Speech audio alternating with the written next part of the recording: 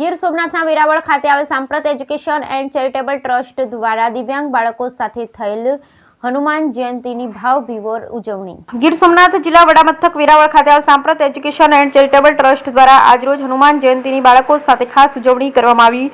આ શક્ય ઉપસ્થિતિ આ સંસ્થાના પ્રમુખ મહેન્દ્રભાઈ પરમાર, પ્રતાપભાઈ રાઠોડ તેમજ અન્ય લોકો ઉપસ્થિત રહી અને દિવ્યાંગ બાળકોએ રમત તેમજ સ્વિમિંગ પુલમાં નાહી અને ઉજવણી કરી.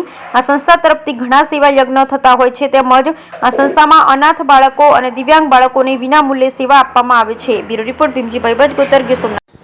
સાંપ્રત education charitable trust, Mahendrabhai Parmar.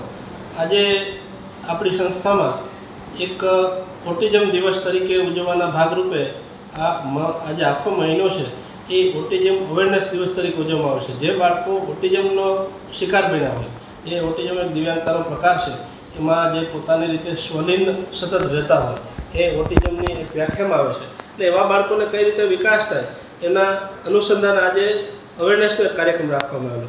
આજે આપણી સંસ્થામાં પંચમુખી હનુમાન દાદા બિરાજમાન છે. હનુમાન જયંતિના ભાગરૂપે પણ એક કાર્યક્રમ રાખવામાં આવ્યો.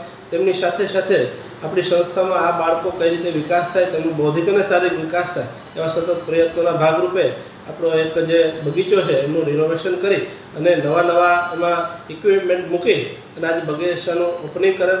એમાં સમાજ સુરક્ષા અધિકારી સૈયદ સાહેબ તેમજ બાળ સુરક્ષા અધિકારી રમેશભાઈ મેડા ઉપસ્થિત રહેલ અને બાળકોને અલગ અલગ રમતમાં કઈ રીતે વિકાસ થાય, સાંજનો સમય હોય ત્યારે બાળકો કઈ રીતે રમી શકે, આવા એક શુભ હેતુથી એક આ કાર્યક્રમ રાખવામાં આવ્યો. તેમની સાથે સાથે પણ બાળકોનો શારીરિક અને માનસિક વિકાસ થાય, કારણ કે આ દિવ્યાંગો છે, તેમને પણ પોતાની જે અંદર રહેલી સુસુપ્ત જે પ્રવૃત્તિઓ છે તે બહાર લે, એના અનુસંધાને આજે એક સ્વિમિંગ પુલ એમનું પણ લોકાર્પણ કરેલ.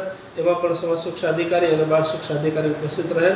સાથે સાથે આપ જાણો છો એમ, મારું નામ સૈયદ રસીદ, જિલ્લા સમાજ સુરક્ષા અધિકારી. આજરોજ સાંપ્રત એજ્યુકેશન ચેરિટેબલ ટ્રસ્ટ ખાતે વર્લ્ડ ઓટિઝમ મંથ અંતર્ગત વિવિધ પ્રવૃત્તિઓ હાથ ધરવામાં આવેલ છે.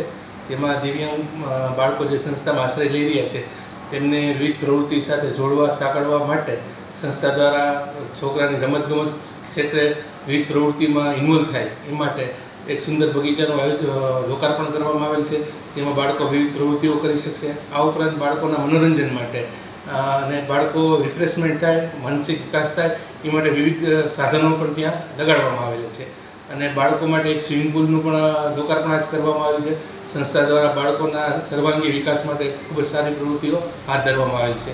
તેમજ હાલ આપ જાણો છો એમ ચૂંટણીનો માહોલ છે, તો અહીંયા રહેતા જે 18 વર્ષથી વધુ ઉંમરના જે વ્યક્તિઓ છે એમના માટે ચૂંટણીમાં મતદાનની જાગૃતિ માટેનો પણ આ કાર્યક્રમ કરવામાં આવે છે. 7 તારીખ આપ સૌ જાણીએ છીએ એમ 7 તારીખે આપણે ગુજરાતમાં મતદાનનો દિવસ છે. અહીંયા રહેતા 18 વર્ષથી ઉપરના તમામ વ્યક્તિઓ તે દિવસે અચૂક મતદાન કરે તેવી પણ પ્રતિજ્ઞા લેવડાવવામાં આવેલ છે.